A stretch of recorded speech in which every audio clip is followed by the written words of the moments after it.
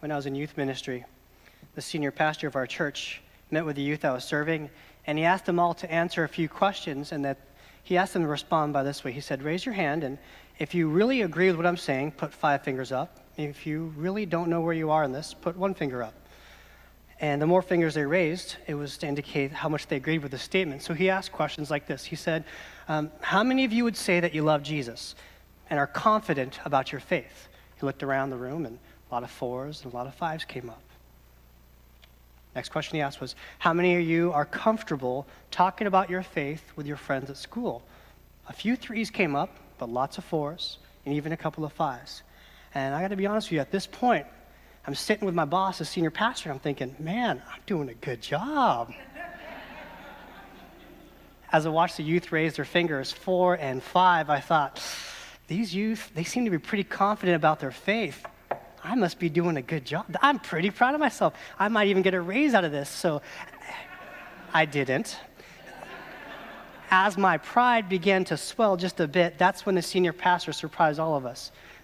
He said, for us to be the church that we're called to be, we need more people at youth group. We need more people at church who are coming to our church raising 1 and 2 fingers. If we all believe the same thing, think the same way, and if we're all 100% confident in our faith, is that really church, he asked us? That moment has been etched into my memory. I often think about the interaction with the pastor and all of our youth, and I remember wondering to myself that night, what is the church? How do I know that the church is the church that honors God and seeks God's kingdom here and now? Friends, something that we celebrate as United Methodists is our ability to connect as a global church. We're one of the few churches that actually has a global reach, everywhere but pretty much Antarctica. The United Methodist Church was officially formed in April of 1968. It was formed by the Evangelical United Brethren and the Methodist Church. That's why on our cross and flame, there's 2 points on the flame. It's signifying these 2 churches coming together in 1968. At that time, and still today, we're one of the largest denominations in the world. And as a global church, we get to make decisions as a global people.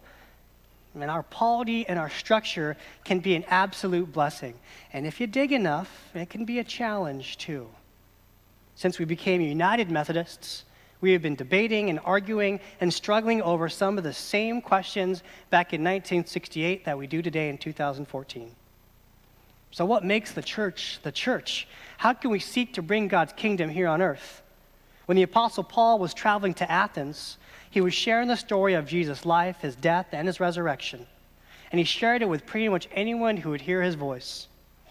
And his sermon that was read this morning by Sarah begins by finding common ground with where the people were. Paul then shares the story of Jesus in terms that they could understand and they could logically follow.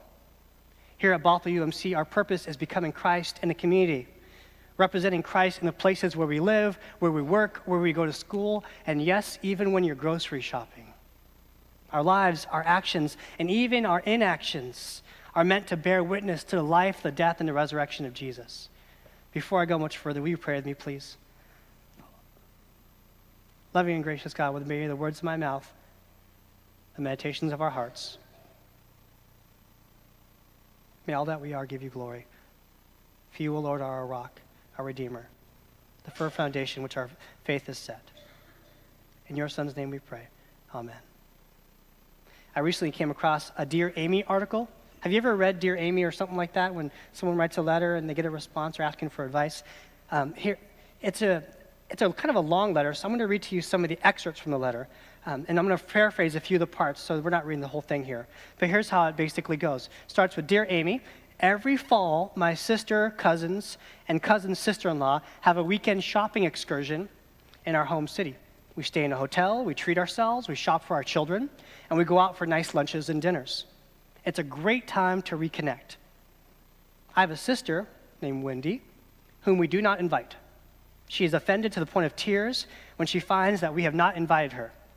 And we haven't been close in years, the truth be told. We've all been married, and we're all stay-at-home moms. And Wendy, she's divorced. She's a working mom with 1 young child. And there are several reasons we do not include her. We know she doesn't have much money. We are all active churchgoers, while she only sporadically attends church services. Plain and simple, she does not fit in with us. The letter continues with the author asking for advice about how to exclude someone without hurting their feelings. Best part is, signed, Sad Sister. Here's a response that Sad Sister received from Dear Amy. Dear Sad, obviously you can do whatever you want and associate with or exclude whomever you want. But you don't get to do this and also blame the person that you are excluding for not fitting in. The only way your sister would fit in would be for you to make room for her, and you're unwilling to do that, and that is your choice. But her being upset is completely justified. And you'll just have to live with that. Perhaps this is something you can ponder from your church pew, because despite your regular attendance, you don't seem to have learned very much. I've got that bookmarked, by the way. It's a great letter. What good is church if we all think and act exactly the same? I believe that's important to be clear about some of the key building blocks of our faith as followers of Jesus. But do we all have to believe the exact same thing and say it in the exact same way? I believe in something that John Wesley called sanctifying grace. Our lives are a time of growing, learning, and becoming perfected in God's love. And God's grace is unending, and our grace for one another should strive to be unending as well. That means that we welcome one another for wherever we are in the faith journey as a fellow traveler. And we can meet one another as a person on a journey towards God's grace and redemption wherever they may be. And as I reflect upon Jesus' calling and his life and ministry, his was clearly a ministry of inclusion and of healing. Take, for example, the Gospel of Matthew chapter 8. That tells a story about Jesus healing a leper. It says, when Jesus came down from the mountain, there were great crowds that followed him, and there was a leper who came to him and knelt before him, saying, Lord, if you choose, you can make me clean. So Jesus stretched out his hand and touched him and said, I do choose, be made clean. And immediately his leprosy was cleansed. And Jesus said to him, see that you say nothing to anyone, but go show yourself to the priest and offer the gift that Moses commanded as a testimony to them. I've mentioned lepers in sermons before, but I think this point is worth revisiting. It's through priestly examination and ritual that healed lepers are accepted back into society. That's in Leviticus 14. And lepers were clearly outcast from society. If you had leprosy, you were forced to sit outside of the city gates. And if someone were to accidentally, because no one intentionally did, come near to you, you were mandated by law to yell to them, unclean, unclean. Your disease was so contagious that people didn't want to be near you, and you're supposed to warn people that you were meant to be on the outside. Lepers were outcast from physical society, and because they were outcast from physical society, they were outside of religious life as well. They couldn't go to temple. If you've ever wondered if the church, the Christian faith, is meant to be inclusive, I encourage you to study this passage carefully in Matthew chapter 8.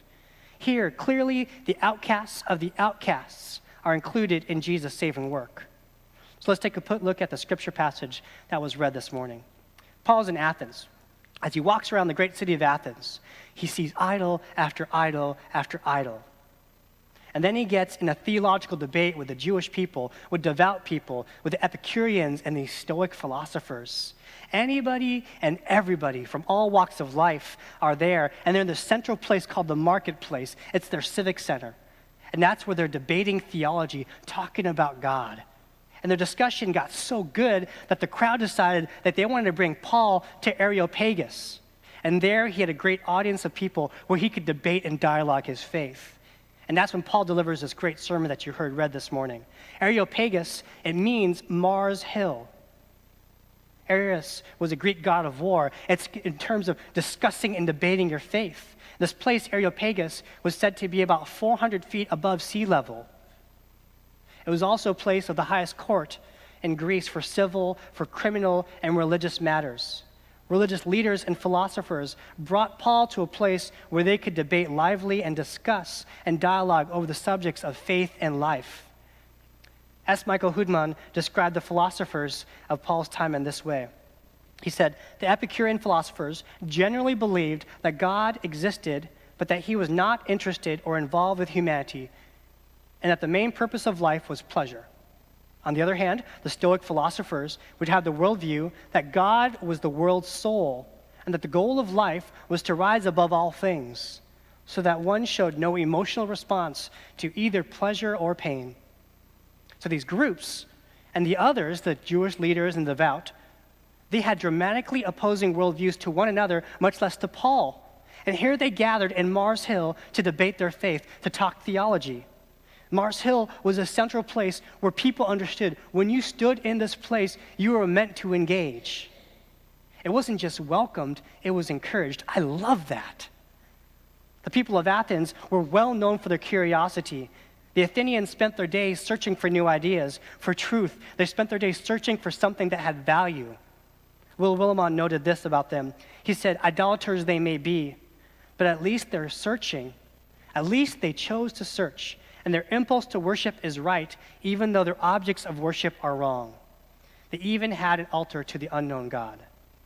And Paul understood exactly where he was in his faith when he talked about Jesus. He believed firmly in the life and the death and the resurrection of Jesus. But Paul had as much empirical evidence as you and I do today.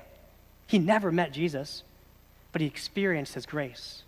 Remember, Paul was a Pharisee. He was a keeper of the law who for a very, very, very long time went on a rampage persecuting early Christians, throwing men and women in jail for their faith in Jesus. And then, of course, as the story reads in Acts, he encounters Jesus through a vision, and he lost his sight. By losing his sight, he began to see the world through Jesus' eyes as opportunities for grace. Which begs the question for us this morning, how do we engage one another in healthy dialogue and debate? I want to show you a quick video from a guy named Jimmy Spence Jr. What gives me hope? We're here in Seattle with a bunch of people who inhabit space. You know, that gives me hope that people are willing to come and just maybe be co-inhabitors. It gives me hope that I think we're moving towards an inclusive understanding of Christianity, maybe, that I can include people who don't believe like me or think like me or theologize like me or practice like me, that I can include those people and see the value in them. I could include people who are Muslim or Buddhist or Taoist, that those people can become my co-inhabitors. Cut. So, yeah. So that I don't have to see those people as dangerous, that I can see the humanity in them. And, what really gives me hope is that Jesus had followers who weren't believers. So you have this group of guys who follow him everywhere. And they pattern their life after this guy, day in, day out, moment in, moment out, interaction in, interaction out. And at the end of 3 years, they go, so wait, what? You're who? I don't understand, and I'm not sure I buy it. And Jesus was okay with that. Jesus was very comfortable with people following him and making up their own minds on what they believe about him. We're not so comfortable with that. But it gives me great hope, because if I do my work, Jesus is trying to include as many people as he possibly can. And so that gives me hope, a lot of hope. So, yeah. Love that line.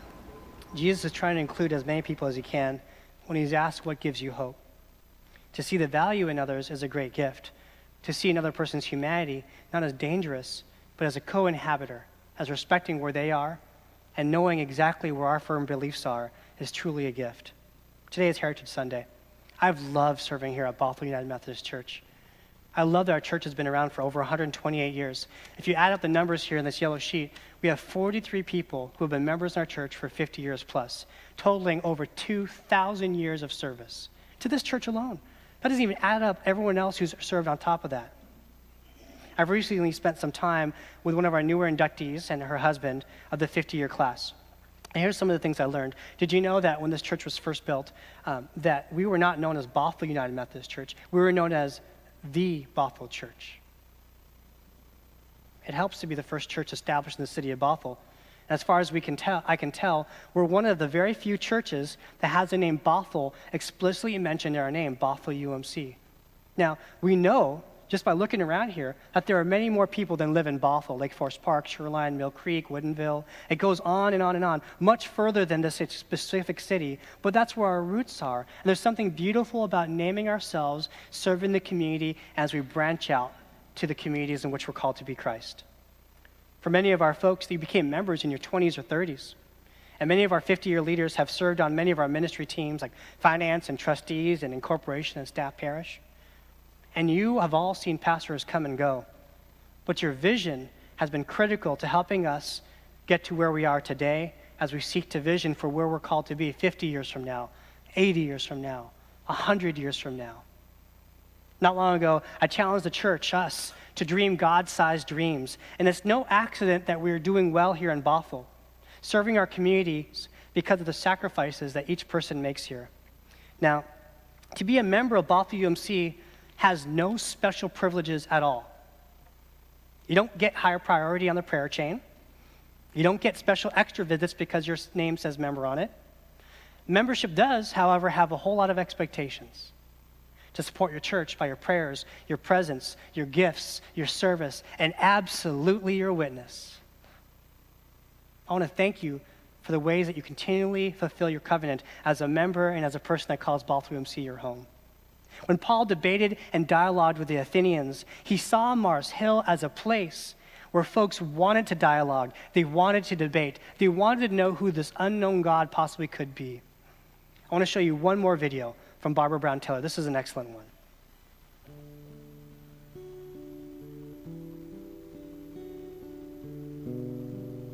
I've become more and more aware when I get angry, it's usually because I want somebody to be different. I really want them not to be the way they are. I really want them to be different. So now who's got the problem? It's me. I've got the problem.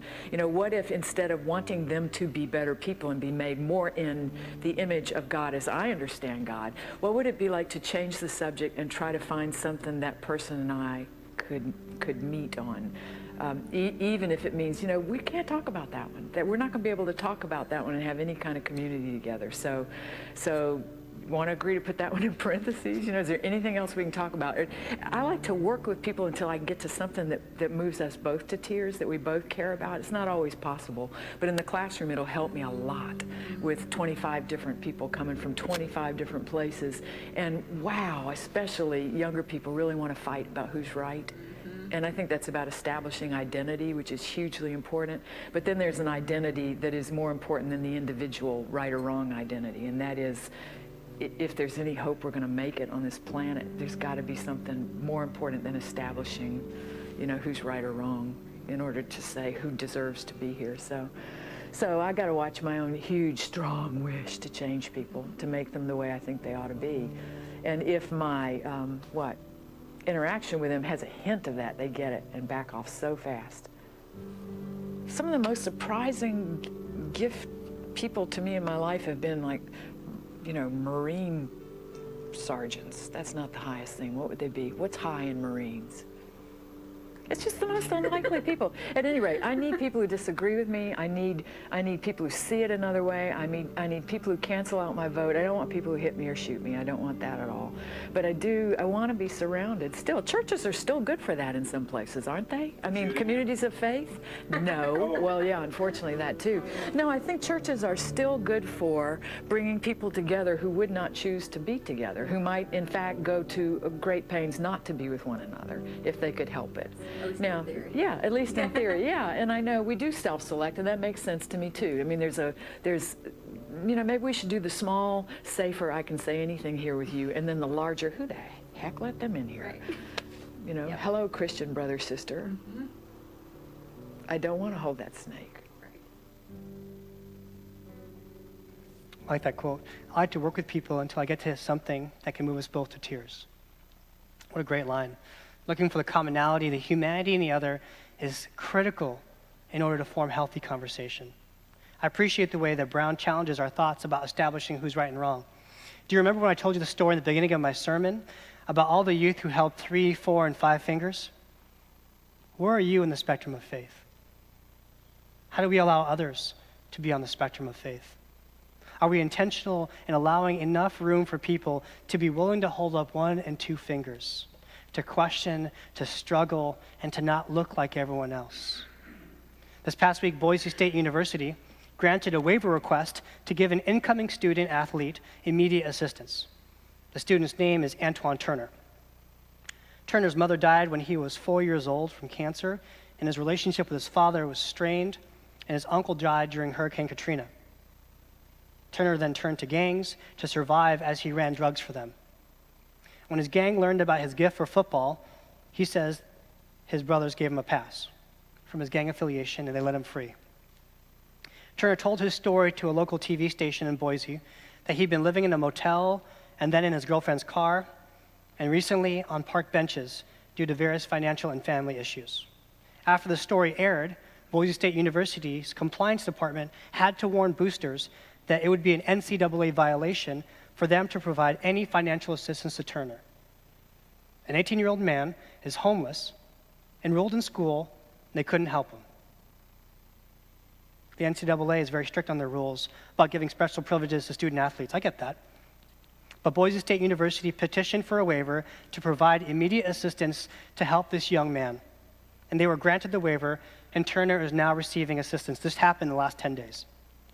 Friends, I may be a Husky, but I just became a Boise State fan. Sometimes rules can exclude people. Sometimes we as a church need a little more of the human element to remember why these rules were established in the first place. I'm sure that we as a church can learn from this.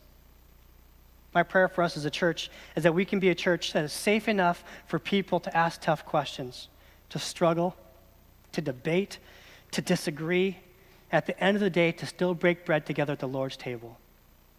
We need people who can disagree with one another, who see things differently. Do we have places like Mars Hill where people can gather and it's okay to respectfully debate and dialogue? Where it's assumed that you can come with your intelligence, with your philosophy, and your different ways of describing and understanding God? I've been here long enough to know that many of us wouldn't know one another if it wasn't for Bothell UMC, if it weren't for our church and the many activities we have. Church can still be a good place for bringing people together who wouldn't normally get to know one another. And let's never forget how Acts chapter 17 ends. When they heard of the resurrection of the dead, some scoffed, but others said, "We will hear you again about this." And at that point, Paul left them, but some of the others joined him and became believers. Amen.